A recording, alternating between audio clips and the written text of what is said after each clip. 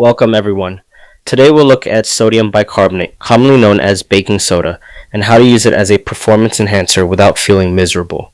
This ingredient is touted for its ability to buffer acid during high-intensity efforts, but many athletes avoid it because of the stomach upset it can cause. Our goal is to show you how to harness the benefits while minimizing the unpleasant gastrointestinal side effects. We'll cover what baking soda does in the body, when it might be useful, how much to take, and how to tailor dosing so you stay out of the bathroom. Sodium bicarbonate can genuinely delay fatigue in short, high-intensity exercises by buffering acids in your blood. Despite this, many athletes hesitate to use it because they have heard horror stories about urgent runs to the restroom. This talk asks whether baking soda is a tool to improve performance or a recipe for digestive distress. We'll talk about both sides of the story, explore the science behind the benefits, and provide strategies that can help you avoid the dreaded bathroom dash. Baking soda is an inexpensive extracellular buffer that raises blood pH, which may allow you to perform intense exercise for longer. The flip side is that when taken in large doses or too quickly, it often causes bloating, nausea, and diarrhea.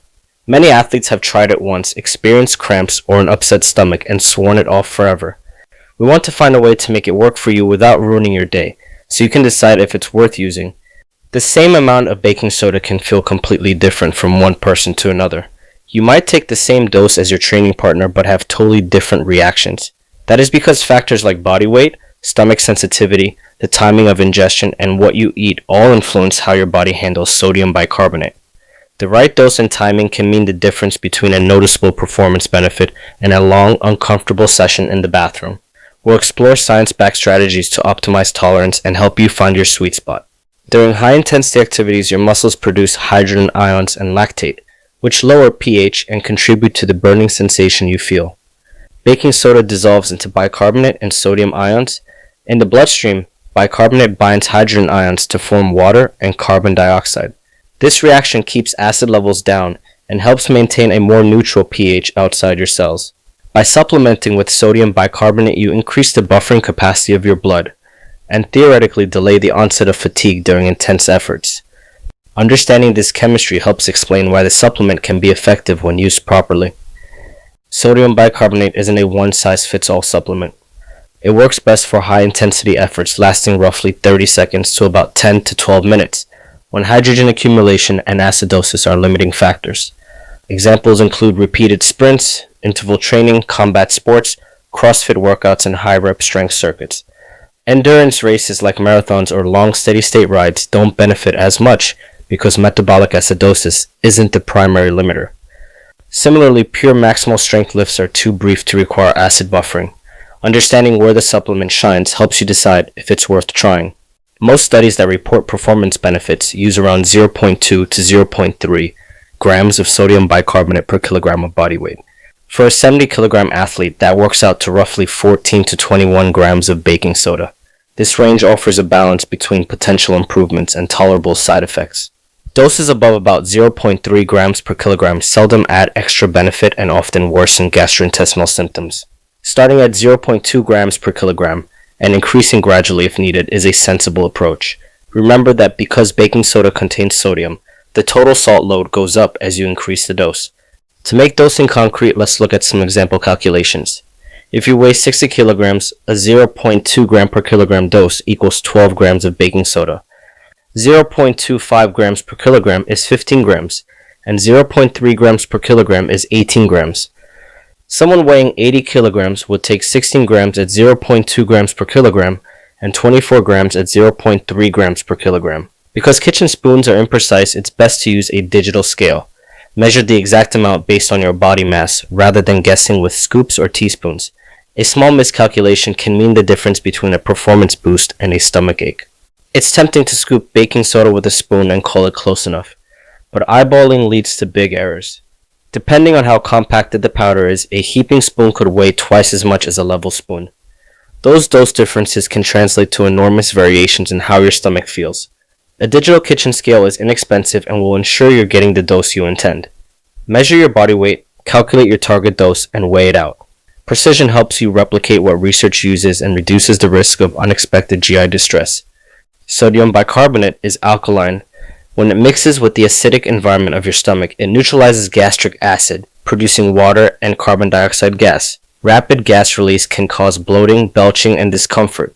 The sudden increase in volume also speeds gastric emptying, which can lead to diarrhea.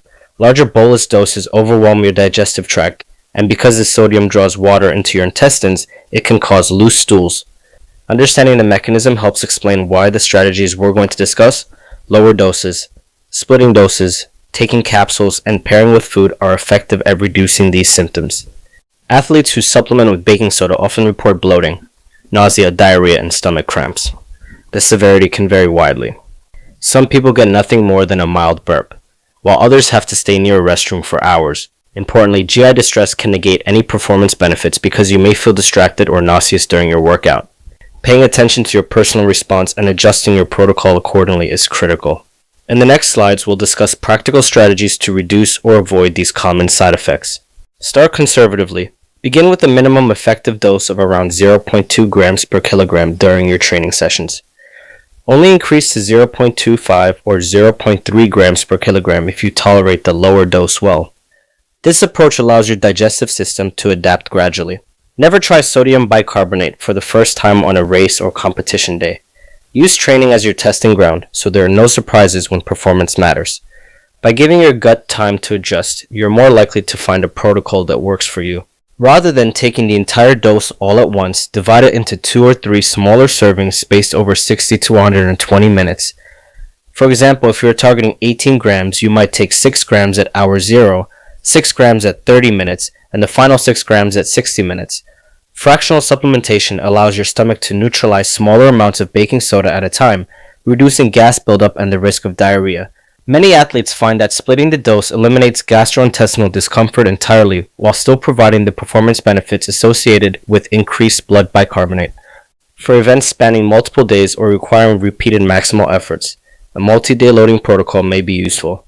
A common approach is to take roughly 0.4 grams per kilogram of body weight per day, split into several smaller doses for 3 to 7 consecutive days leading up to competition. The idea is that a lower daily dose, divided across meals, slowly increases your blood buffering capacity without overwhelming your stomach. Athletes following this serial loading protocol often report improved performance and minimal side effects. However, because you are consuming more sodium overall, monitor your overall salt intake and hydration status carefully. Form matters. Mixing powder and water can be convenient, but it dissolves in the stomach where it neutralizes acid and releases gas quickly. Enteric-coated capsules or tablets release sodium bicarbonate later in the digestive tract, bypassing most of the stomach. This delayed release reduces acid neutralization in the stomach and lowers the chance of gas and nausea. Capsules also make dosing straightforward and portable. You can pre-fill them and take them with you. Hydrogels and mini tablets can provide similar benefits by slowing dissolution. While capsules won't eliminate all symptoms for everyone, they are often a significant improvement over powders. Timing your dose is crucial. Most athletes take baking soda between 60 and 150 minutes before exercise to allow blood bicarbonate levels to rise. Ingesting it too close to your workout may not provide enough time for alkalosis, while taking it too early might mean levels have already declined by the time you start. Consuming sodium bicarbonate with a carbohydrate-rich meal or snack can reduce stomach upset by slowing gastric emptying. Foods like oatmeal, rice, or bananas work well. Avoid high-fat meals right before dosing because fat slows digestion and may delay absorption too much. Use practice sessions to find the timing that works for your body. People vary a lot in how quickly sodium bicarbonate enters the bloodstream. Some athletes reach peak alkalosis in as little as 30 minutes, while others take up to 180 minutes depending on the dose and what they've eaten. The only way to know your personal timing is to experiment during training sessions. Try taking your dose at different times before your workout, and pay attention to how you feel and perform. Record your experiences so you can identify patterns. Over time, you'll dial in the timing that gives you the best performance with the least discomfort. Combining sodium bicarbonate with a carbohydrate-rich meal helps reduce rapid gas production. Carbs slow down gastric emptying, allowing bicarbonate to move into the intestines more gradually. This can lessen nausea and diarrhea. Avoid taking baking soda on an empty stomach because there will be more free acid to neutralize, which triggers a larger gas release. Also avoid very high-fat meals immediately before dosing, since they delay gastric emptying, which might push your peak alkalosis past the start of your workout. Aim for a balanced meal or snack that sits well with you. there are several myths about sodium bicarbonate.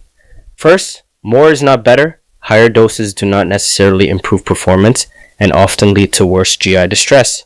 Second, capsules do not magically eliminate all side effects. While they can reduce symptoms for many, you may still experience some discomfort until you find your ideal protocol. Third, baking soda is not a universal enhancer. It helps primarily during short, intense efforts. Long endurance workouts or maximal strength lifts won't benefit much because acid buildup is not the limiting factor. Understanding these facts helps set realistic expectations. There is no single best protocol that works for everyone.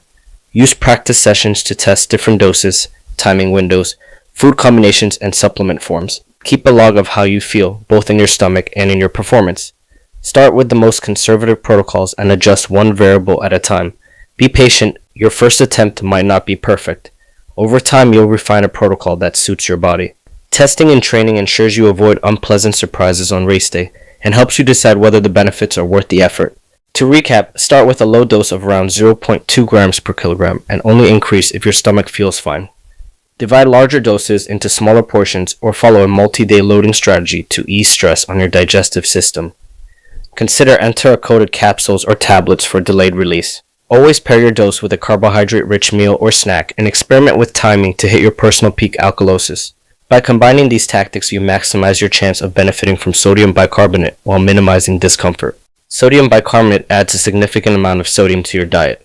People with high blood pressure, kidney or heart disease, or those following a sodium-restricted diet should consult a physician before supplementing. If you have a history of stomach ulcers or chronic digestive problems, baking soda may exacerbate symptoms.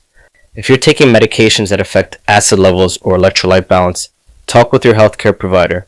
Monitoring your blood pressure and overall sodium intake is essential, especially if you're loading daily doses. The supplement is not a magic bullet, and safety should always come first. Sodium bicarbonate reliably raises blood pH and can improve high-intensity performance when used appropriately. However, digestive distress is the main limitation. The supplement will only help you if you can tolerate it without compromising your training or competition. An individualized protocol based on dose, timing, form, and food can make the difference between success and misery. Always prioritize how you feel and adjust accordingly. Remember, the highest dose isn't necessarily the best. Use the highest amount you can comfortably tolerate. The takeaway is simple. Use 0.2 to 0.3 grams of sodium bicarbonate per kilogram of body weight and tailor your protocol based on your tolerance. Start low, split doses, consider capsules, and pair with a meal to reduce stomach upset. Experiment with timing during training to find what works for you. Baking soda is a complement to, not a replacement for, proper training, nutrition, and recovery. With careful preparation and some trial and error, you can decide whether this affordable buffer deserves a place in your performance toolkit.